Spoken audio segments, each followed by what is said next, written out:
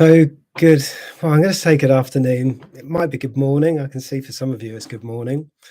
Maybe it's good evening, wherever you are in the world. But it's great to be with you. My name's James Reeves.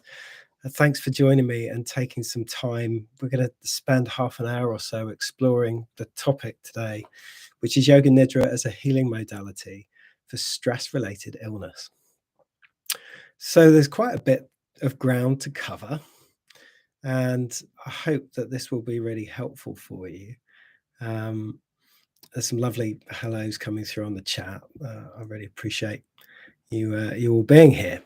So let's take a moment together to begin with, just to define a couple of things. So what is Yoga Nidra and what is stress? Well, Yoga Nidra is a fascination of mine. I've been practicing this for a very long time, teaching it before it became in vogue in the yoga world.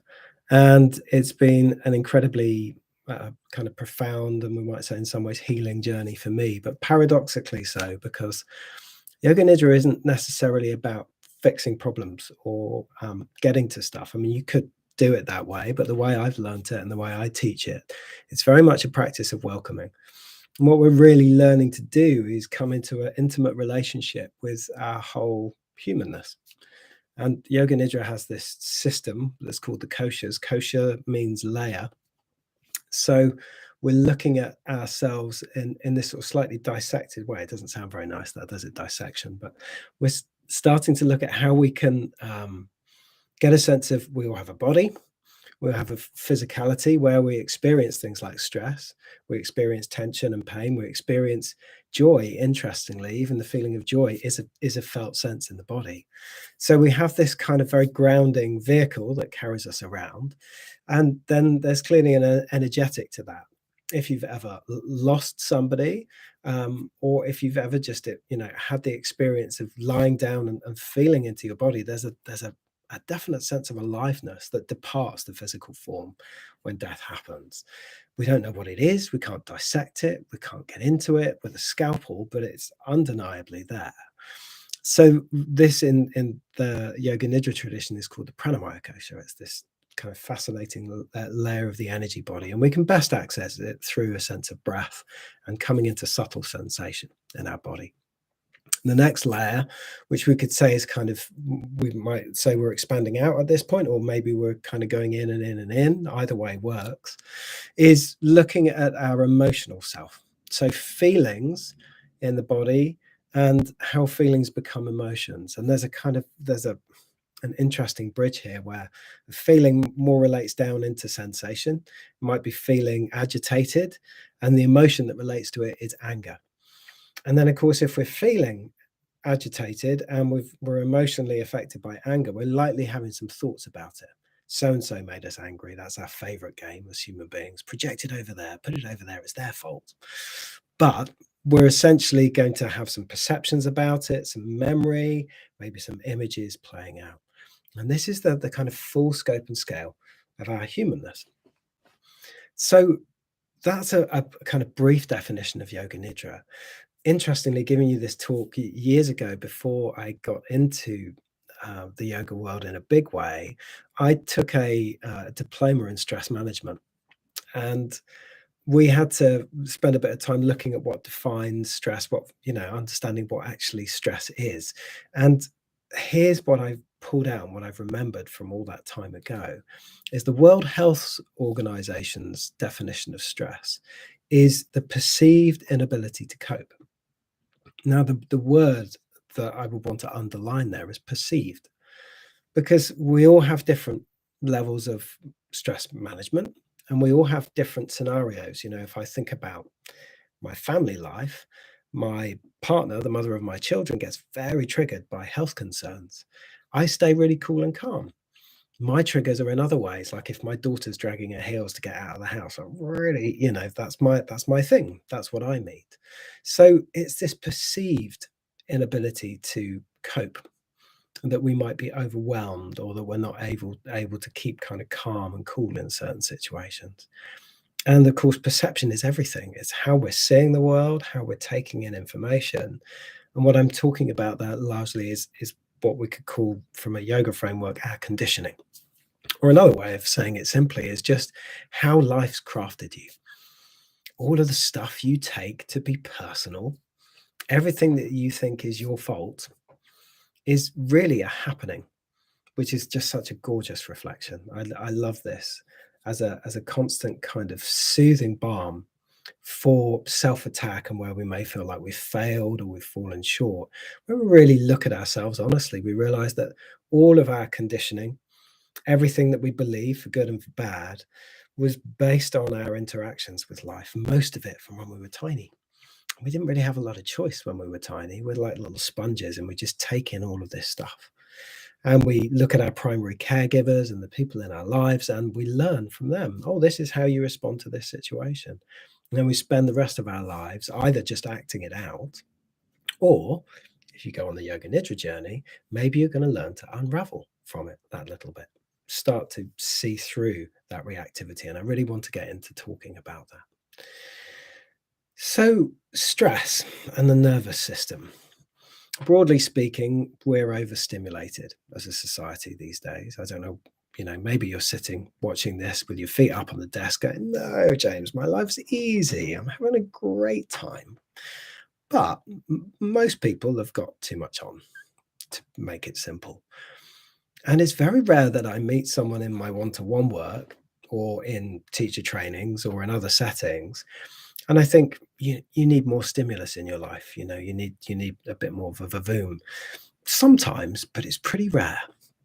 Most of the time, what I experience as a commonality across the board is that there's too much doing, too much stimulus, too much activity, and not enough of something that was much more natural, maybe 2, 3 generations ago, which is between spaces, moments where we're not doing anything, staring out into space, having 10 minutes to sit on a bench where you're not checking your phone or chit-chatting.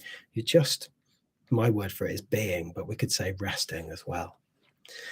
So when we rest, which is one of the kind of foundational parts of Yoga Nidra, when we stop and when we do nothing, our body, our nervous system goes through a whole process completely by itself. The balancing act that it essentially produces when we stop is called homeostasis. And that's a kind of equipoise, a midpoint between stimulation and what's called rest and digest, or relaxation, to make it simple. So our body knows how to do that. It knows how to come back to the middle. And along the way, we stop producing adrenaline. And later on, if we have a longer, deeper rest, our body stops producing cortisol, which, if you know anything about it, is pretty bad for you to have high levels of cortisol and on an ongoing basis. So the wonderful news, and what I love about teaching this, is perhaps if you're coming from a different yoga framework, maybe a movement practice, perhaps you have a breathing practice as well, they're all also very good at changing the state of your nervous system. But what I discovered was by lying down and doing nothing, it really got to what I needed, actually, which was I needed to do less and have more restoration and calm. And you may know that then so many people these days are being drawn to these more contemplative, restorative, quiet, easeful practices. And that's Yoga Nidra. We're really learning to do. Let me take a moment to kind of break down another presentation of the structure. I talked about those koshas or those layers, and that understanding will become relevant to what I'm about to talk about. To begin with, in the practice of Yoga Nidra, we're just having a good old lie down. And there's nothing wrong with that. In fact, it may just save you from burnout, from exhaustion, from stress-related illness. So it could be something that's preventative. And for lots of people, it becomes curative, frustratingly so, because if you get to that point of burnout, it's going to take your body so long to get back to that sense of balance. And there may be, some need for medical intervention, some other help and support. But if we regularly rest and tend to this very natural rebalancing of our nervous system, we inoculate ourselves against overwhelm. and stress-related illness. So that's the first thing that I wanted to say. As inconvenient as it may be to do nothing for 20 minutes every day, you'll absolutely love it and it will save you. And along the way, you'll find that you're nicer, calmer, more productive, kinder, have more insight and creativity. And that 20 minutes could save you 2 hours of your day running around like a headless chicken. Because and sorry if you're a vegan and I've offended you with the headless chicken imagery, but it's a turn of phrase, and we're all doing that to some degree, less or greater degree. So we reset our nervous system. We have great potential for insight and creativity. In this first well-being phase, is what I'd like to call it. We kind of lie down, we get quiet, and our brain starts to shift from recursive loops of thinking, which has a natural negativity towards it. It's called the negativity bias. It's a neuroscientific phenomenon. It's not, I'm not making it up. And we start to shift out of that. I'm worried. I'm thinking about this problem and it's going around and around, and I can't seem to come to a solution.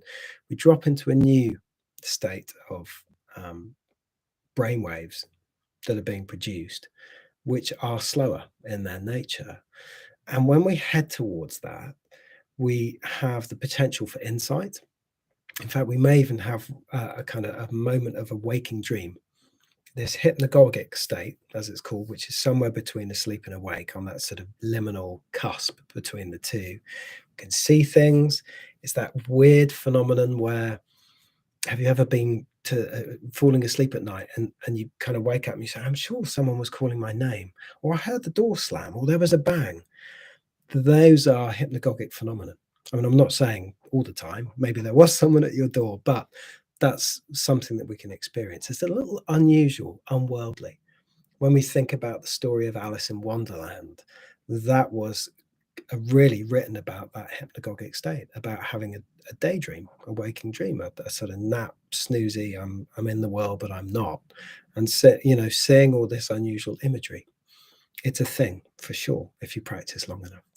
So we could have a bit of that.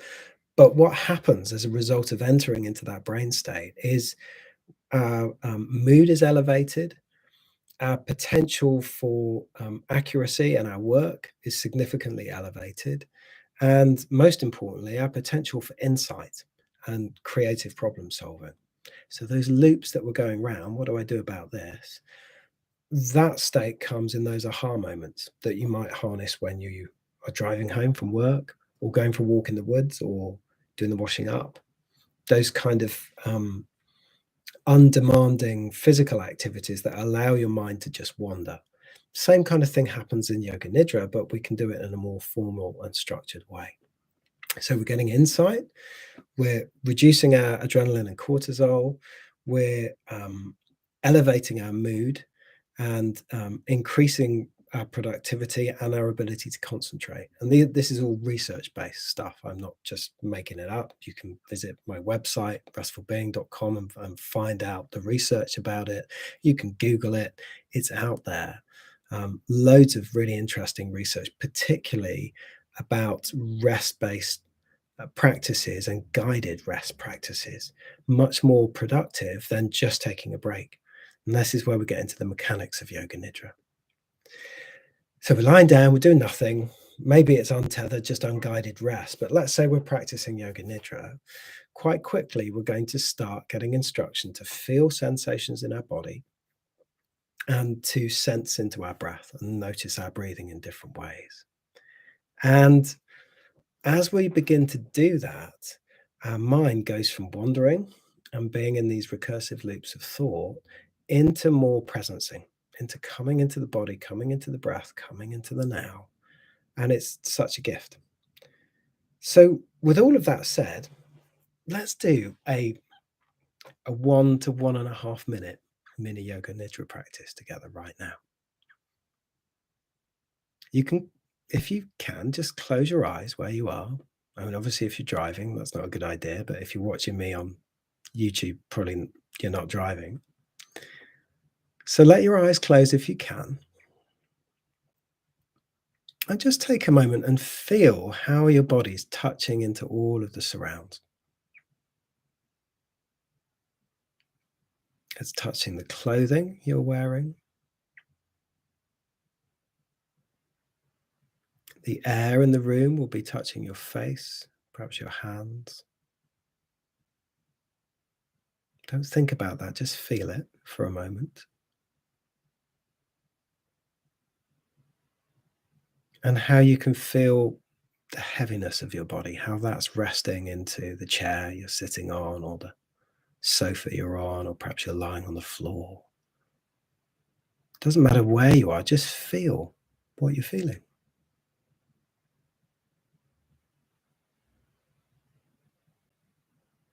And then notice that your body's breathing. You don't need to do anything about the breath, make it special. Just feel it for a moment. Feel the breath in the belly,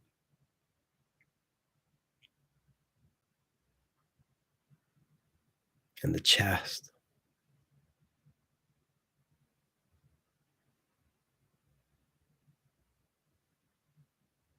and in your nostrils.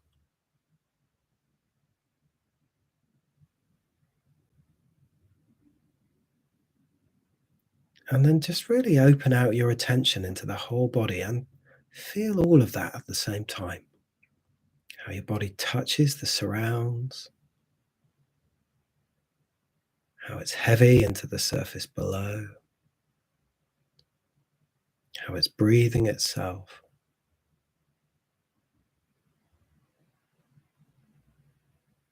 Nowhere to get to, nothing to do for a moment. Just being here and tending to those sensations.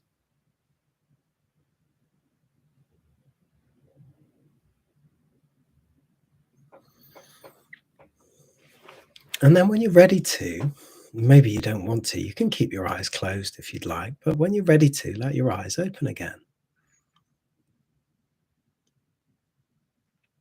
Hi. So that took 2 minutes, I think, somewhere in that ballpark. And we may not have a deep experience of it, but some of you at least will have that sense of how your brain is already shifting gears. There's a quietening of the mind, and there's a sense of coming into the body and its sensations. And this is just really good evidence that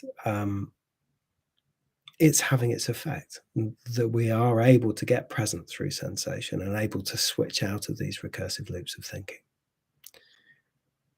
So, to kind of backtrack and consolidate everything I've talked about, when we lie down and stop and do nothing, over time, we're reducing cortisol, stopping the production of cortisol actually in the body over a longer period of time. We're no longer producing adrenaline. We're increasing, elevating our mood. We're heightening our ability to concentrate. We are potentially going to stumble into insight that could save us hours in our day or weeks of our life when we realize that we might be about to do something that's unnecessary, for example. And we're going to be a happier, nicer, more content, peaceful, calm, relaxed person to be around. And I don't think you can put any value on that.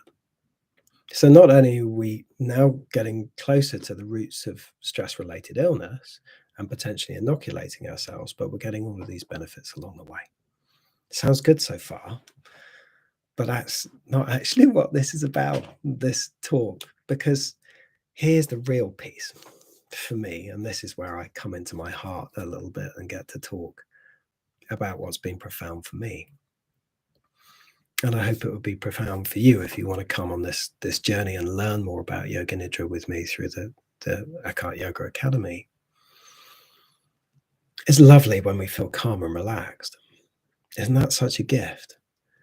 But then we go back into life and such does this thing, or you do that thing, or you forget that, or you've got this presentation and you get stressed again. Why? Why do you get stressed again? Why do you keep falling back down that hole? It's the conditioning I talked about. It's who you are, which isn't your fault. And it's not a problem to be fixed, but there's something beautiful about getting to know it and realizing these situations make me anxious or this stresses me out. Instead of just always doing yoga nidra to be like, oh, I feel better now. Thank you, I'm off. Could you do yoga nidra to feel better, to then meet what makes you feel bad? So you have this foundation of well-being that then becomes like a holding environment for you to start to be with your uncomfortable feelings. What do I mean by that? Let me be a bit more specific. If we did a general practice, and maybe as I'm talking about it, we could do this together for another minute. But say, for example, stress comes with a contraction in the belly, a sensation, and a sense of freezing, being a bit kind of rigid and a bit stuck and not knowing how to respond. We feel tight in our throats, like there's something that we need to speak and say, but we can't quite say it. And, we've got this feeling of stress described as the tension. The emotion that comes along with it might actually be, for some people, it could be anxiety. For other people, it could be anger when they get stressed. I mean, I'm staying with my dad at the moment, and he's like a classic for that's his trigger. And I learned that, and I'm still learning to unwind from it. So we're all very different in terms of how we respond.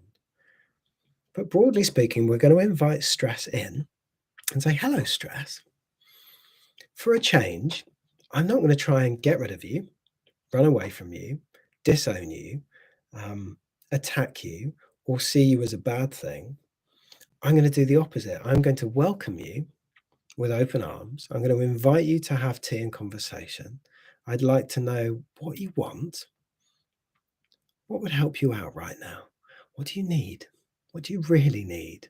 What's this really all about? Is there something I can do for you? What do you look like? How old are you? So we start to, through those simple questions, and I got a whole range of them that you can find out about from the course. You can begin to ask these really skillful questions of yourself to get to know something that you would in day-to-day life turn away from, to find out a little more about your triggers and your conditioning and what's really going on.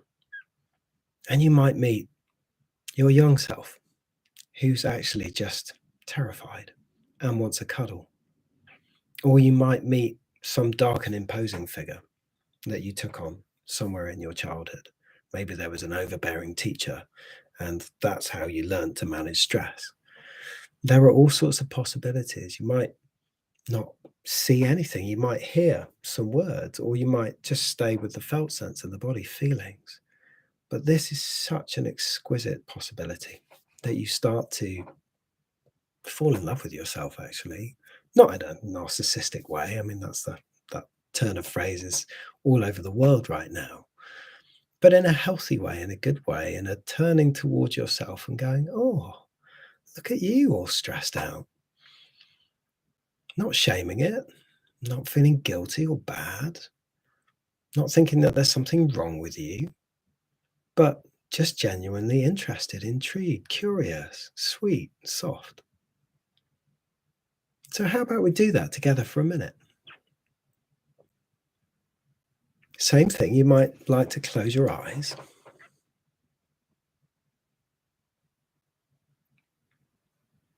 Certainly taking your attention inside. And just without getting lost in the story, just take a moment to notice what stresses you out.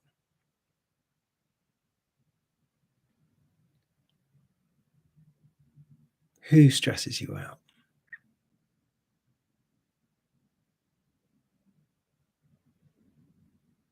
What are the circumstances? Where do you find yourself?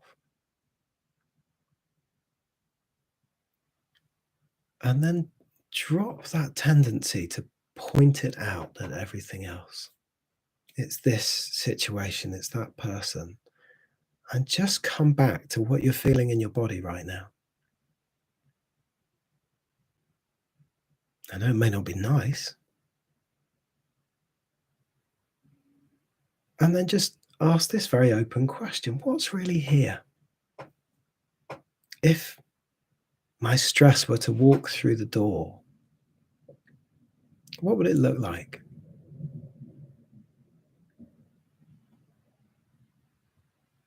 What would it want?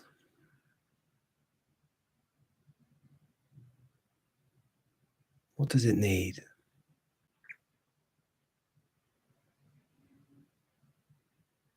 And how do you feel about each other? Does it feel good to be here with your stress? Does it feel not so good?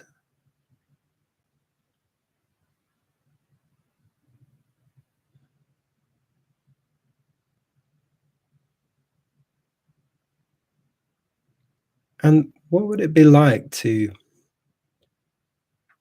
just turn towards it and say, I see you, and I know you're suffering. And is there something I can do for you? Is there something that you would like me to do, an action that I can take that would help? Just let that stress be seen for a few moments, not battled, fought away, or run from, but just held.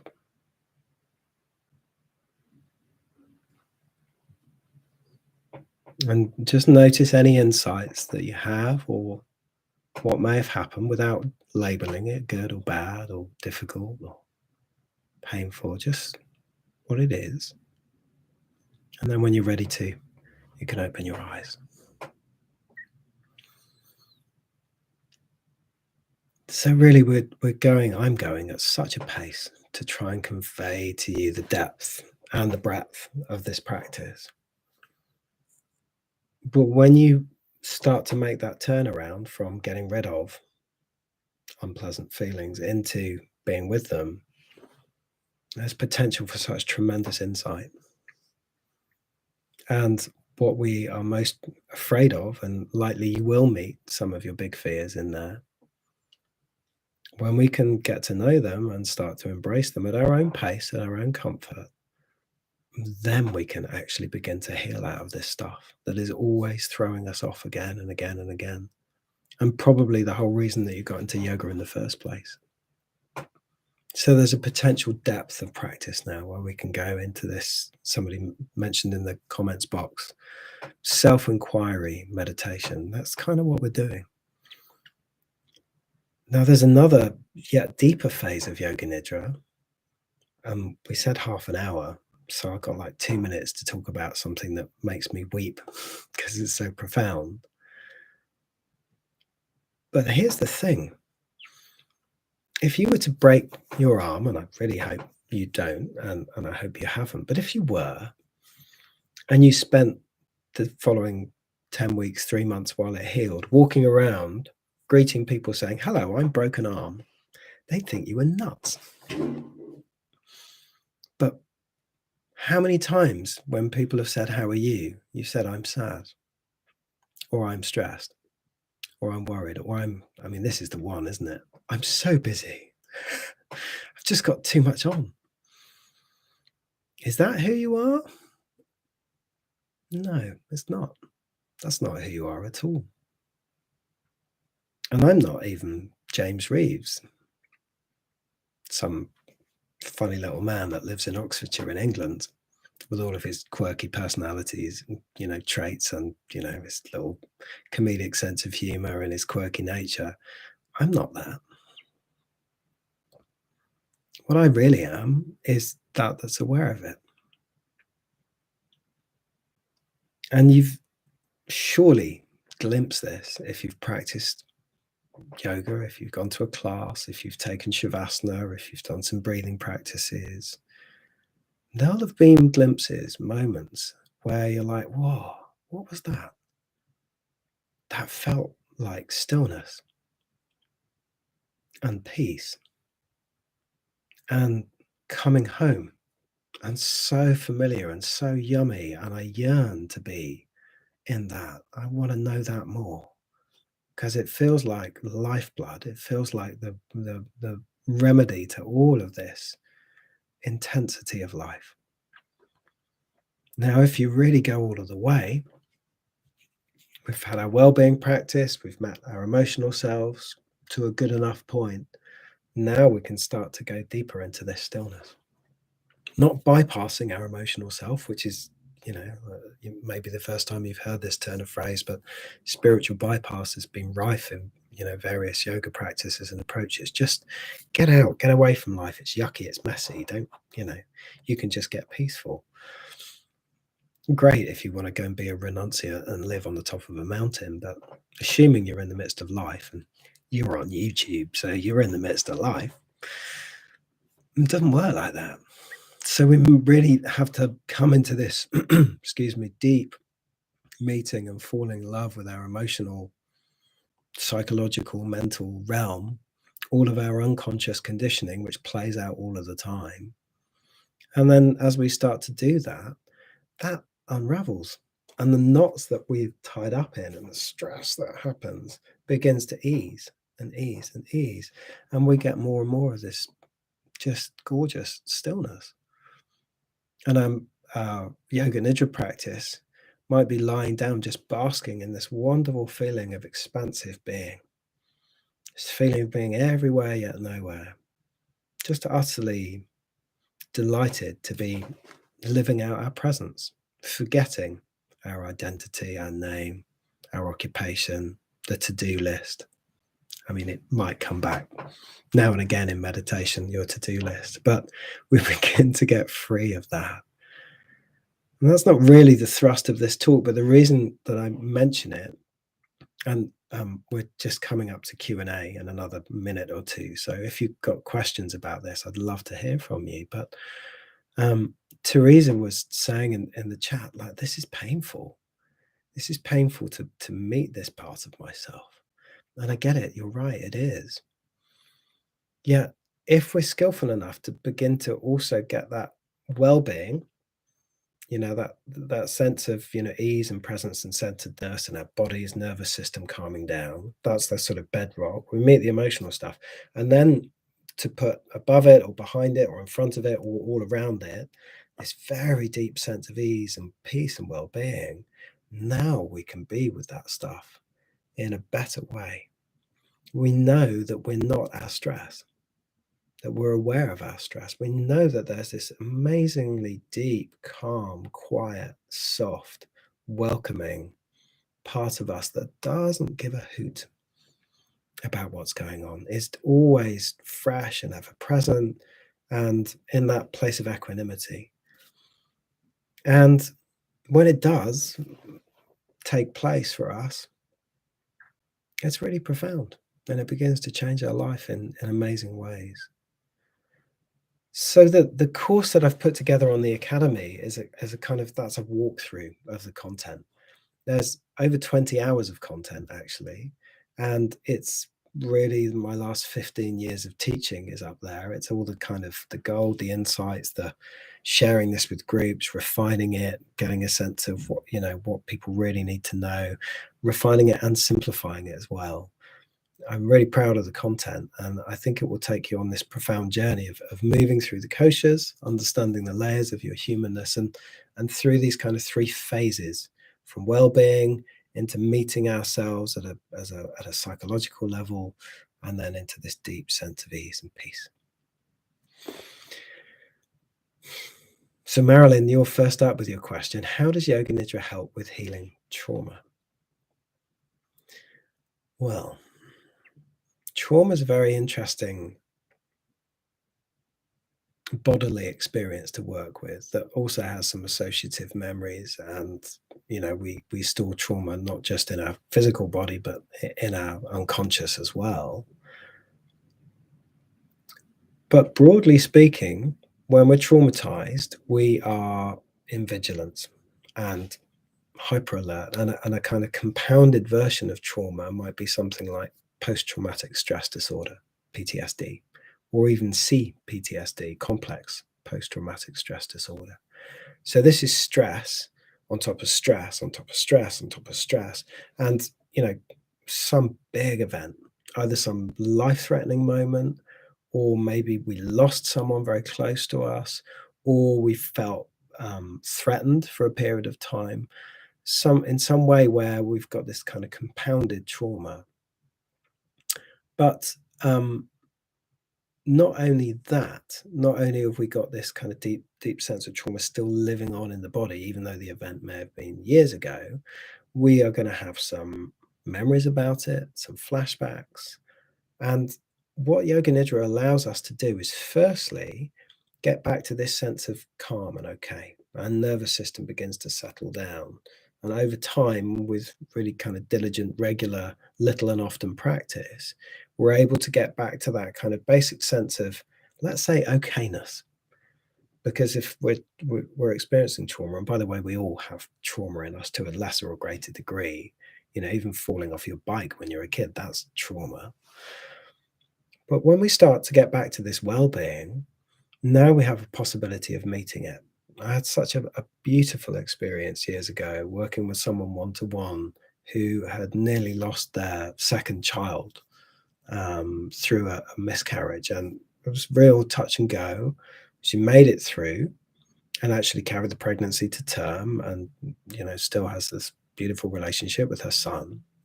But the trauma of nearly losing her son in that moment meant that she began to have what's called dissociative experience. She was, meant to be enjoying these magical first weeks with her new baby and was feeling nothing. A sense of depersonalization, couldn't really connect. We worked together to get back that sense of well-being and then to come back to some of the traumatic memories. And there was this gorgeous moment where she saw herself in having a scan, and the terror of looking at the screen to find out is this baby still alive inside me? And it was that moment that was kind of caught in time, that was stuck in time, that was creating the terror. And as she could relive the experience, but now with this sense of calm, it began to resolve itself. And then where I was really moved is as we were unraveling from that trauma, and I could see things getting better for her, she came in one day and gave me this big question about, what do you think about the divine? What do you think God is? And I, being me, said, I don't know. You tell me what that's about, because this isn't about me, it's about you. And by, we were sitting together, and she had a really profound awakening experience where she came to like a first-hand recognition of, I'm not all of this stuff. This isn't me. And that there's something beyond that that feels gorgeous and welcoming and sweet and soft. And we've remained in contact over the years. And I just spoke to her last year, actually. And I know that she's having a wonderful time. She's gone on to have another child. But to see someone go through that healing journey through trauma, through the modality of Yoga Nidra, and all of the tools and techniques that are in there, was just really gorgeous. So it's a long-winded answer to your question, Teresa, but that's how we resolve trauma. Costs, you're asking that question. I had a message from Masha yesterday, who I believe is here moderating, so she might be able to chime in on this in the chat box. But we have a program now where you can pay, we can break down the costs of the course. It's normally 450 euros, but we have an offer for everyone who's coming on this call for 48 hours, which is a 20% discount. Now, my maths brain is trying to work out so that's £90 off the price. Oh, look, it still works, my brain. That's good. So I believe that's 360 euros. And then we can break that down into a payment plan for you. So you can pay a portion of that each month. And that should hopefully make it a little bit more accessible for you, Teresa, if that is helpful for you. Esther, you're asking, how long is it recommended to see results? I mean, there's so many variables in that. Depends on the individual, depends on how persistently and diligently they practice, depends on the level of support and mentoring and the understanding that they have, depends on the number of sort of pitfalls or dead ends that we can move down as we're starting to move through this healing journey. And it's interesting, like results, that word results, there's a paradox here, because one of the biggest things about Yoga Nidra is learning to completely surrender, actually, and fall into a kind of trusting and a being with relationship rather than trying to get to somewhere. So as we really get into deeply welcoming ourselves, there's the potential to go on huge go through huge levels of healing and resolving old trauma or habituated conditioning, all through this process of not trying to get rid of something.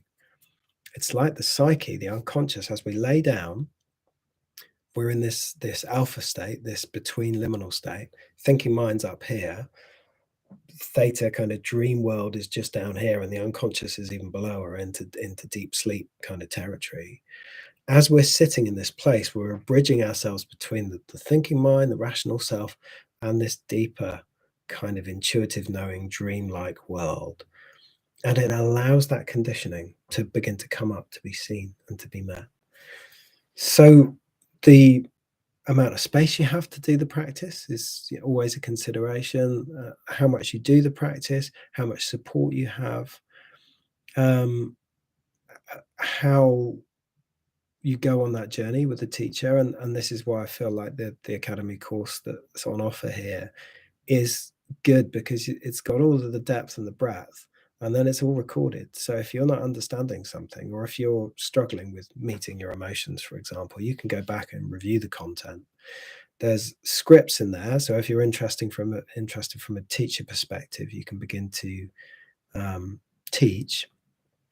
And there are audio recordings in there, so you can lay down and you can practice and go through the actual experience of Yoga Nidra. So you've got, a number of different ways of learning there that are all going to bleed into supporting you and really helping you go on this journey.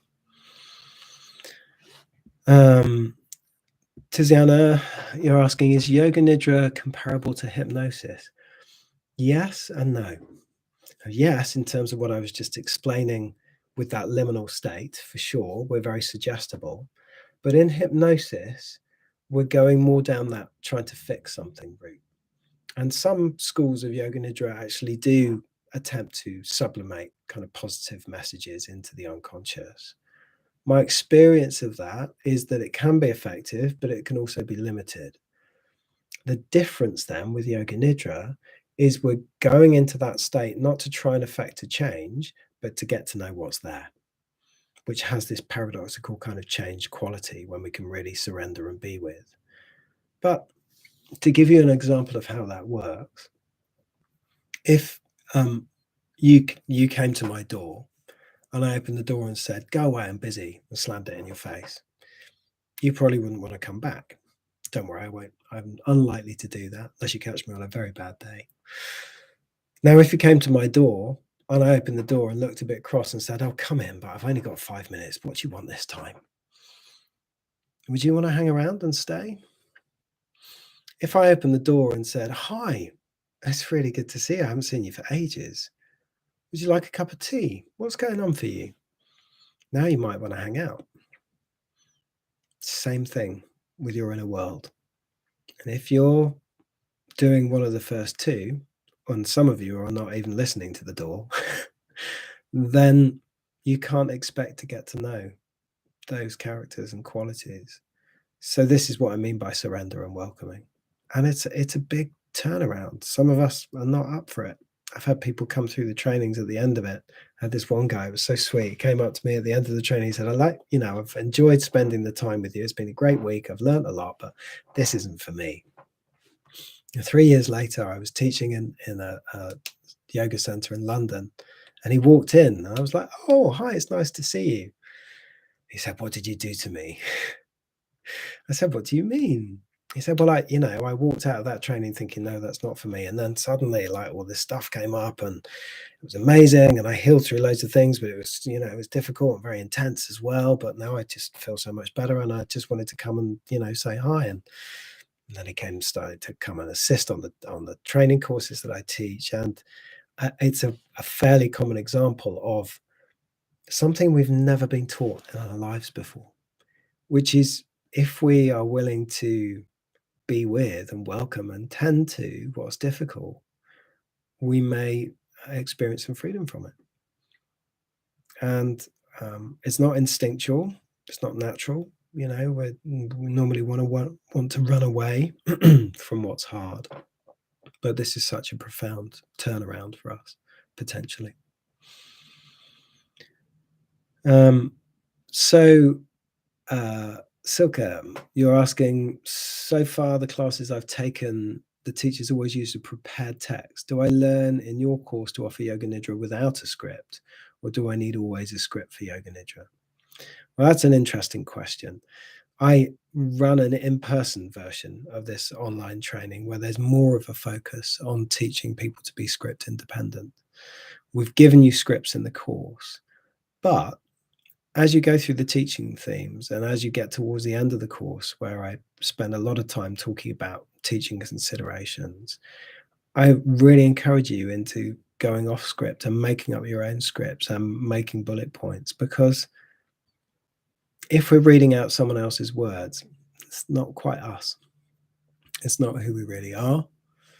But if we do that maybe enough, or if we've studied enough and practiced enough and listened enough, and we've got a sense of the structure of Yoga Nidra, those 5 koshas and some of the other things that are kind of classical in the practice, we can begin to find our own language and our own formulas.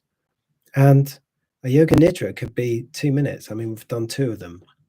We did one on welcoming emotions, and we did like a body and breath scan. Normally, you'd spend 15 minutes, 10, 15 minutes, something like that, sensing into the body and breath, maybe even longer. On retreat, I give people hour-long Yoga Nidras. So there's all sorts of variables within it. Such depth and breadth. I would heartily encourage you to make it your own. And you can indeed make it your own. So yeah, there's some content of that in the course. And no, you certainly don't need to go out and read my scripts. I would love you to make your own and to come up with your own language and formulas that really work for you, and set yourself free from that idea that it is this, and let it be what it is for you. Where can I experience a Yoga Nidra class with you online? Some of you may have heard of this website called Eckhart Yoga. I don't know whether you've tuned into that or not. So there's loads of Yoga Nidra classes with me on the Eckhart Yoga website. You can take a course with me. There are different topics on how to work with stress, how to improve your sleep. I'm just trying to think what else is in there. There's some gorgeous practices that I've been dropping in there just over my visits to Holland, where I go and do the filming over the years. So there's loads of stuff there. There's some stuff on YouTube. If you're not at the moment registered to Eckhart Yoga, there's a couple of free offerings on YouTube, on their channel, then on YouTube. And someone very kindly put up my website, which is called Restful Being, restfulbeing.com. There's some Yoga Nidra practices on there that you can listen to. And then you can also come and attend a monthly meetup service that I run, where it's an hour and a half, and we do a short practice, and then we cover a theme like stress. We did this a few months ago, and then we do a long practice of Yoga Nidra at the end. So that's another way to come and experience and go maybe a bit deeper than the stuff that's out there on the surface, and certainly deeper than the YouTube content. I've been trying something through the NHS, but it's too frustrating. It's just not me. Well, that sounds great, Teresa. It sounds like you know that it's not you. Have a look at some of the resources. And if it's not me, we've got to like the teacher. So if there's something about me that's grating for you, or, you're like, he's not, that's not quite it, just go and keep up the search until you find the person who's got the voice that you think, oh yeah, this is where I want to land. This feels like coming home. And then you'll be happy and settled. Question from Wendy: is there a lot more content on the Academy course compared to your content on the Eckhart website? Is it more interactive? It's not interactive, but I mean, you can ask questions, just like you can leave comments in the Eckhart stuff, but it's definitely more comprehensive. I mean, this is depth and breadth in a way that we can't really give you on the Eckhart channel, because it's, we're offering 20-minute, half-hour practices, maybe some themes and some talks. But the way that this program's been put together, it's structured into a complete journey from start to finish, and all of the nuances around, for example, making intentions. There's maybe a 10-minute talk on Eckhart Yoga about making intentions. On the academy, it's a real in-depth, like, this is the nuts and bolts of it, this is the pitfalls, these are the challenges and problems, this is how you get all the way down to your deep desires, this is how the unconscious works. So yeah, it's in terms of the depth of content, yeah, there's certainly a lot more in there. Um, yeah, okay, I'm just spinning through the last couple of questions here in the chat box. Hmm.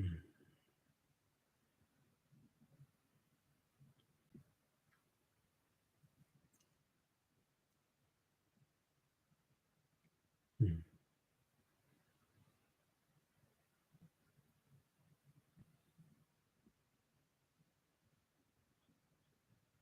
Yeah, Heidi's saying perhaps after the course I could put together a book. I already have, Heidi. So if you go onto Amazon and search for the Book of Rest, I've wrote that 2-3 years ago now, which is a really nice take on more on rest. So it's not a sort of structured Yoga Nidra book.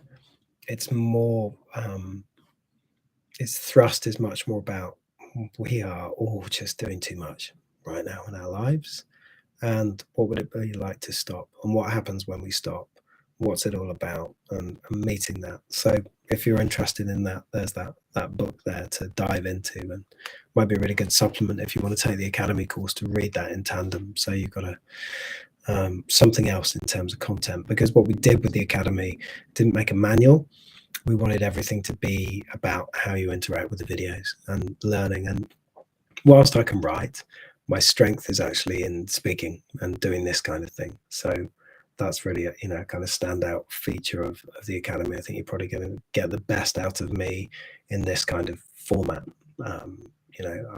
Face to face or through video. Yeah. Okay.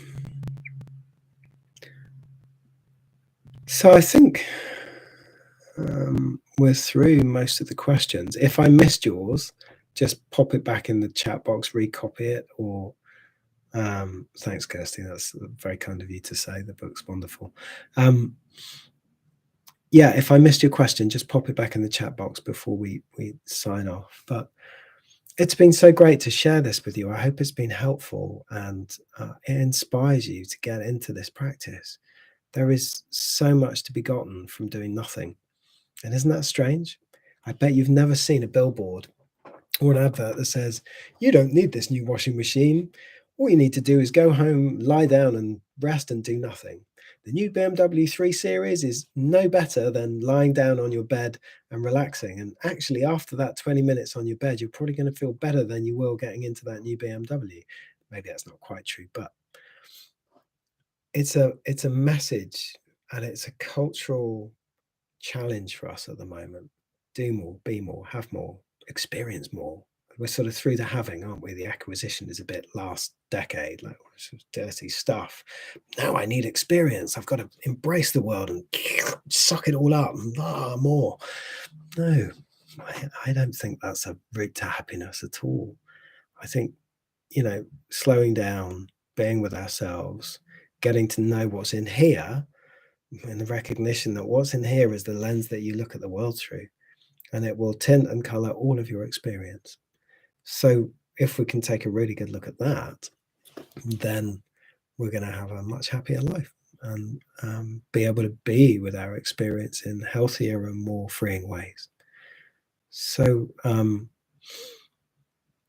it's been great to be with you all. Do come and join me for this course. we'll send you out some details about the 20% offer that will run for 48 hours, about the payment plan option, if that suits you. I know it's tough times for everyone, that we're just kind of, well, in England, we're coming out of the pandemic. Where you are, maybe you're not, but I know it's been hard. So we'll try and support you as best we can. And this practice, it's not me. I mean, yeah, I'm teaching it, but let's not confuse the teacher with the teaching. This teaching has changed my life and to some degree saved my life. So I really hope that has that effect for you, and that you get a deep sense of nourishing yourself, and you find that stillness that I talked about, and deepen your relationship, and fall in love with it to the point that it suffuses your days, and you live a life that's deeply quiet and undisturbed. Thank you, everyone. Stay well and happy. And I hope I'll see you in the Academy soon. Bye.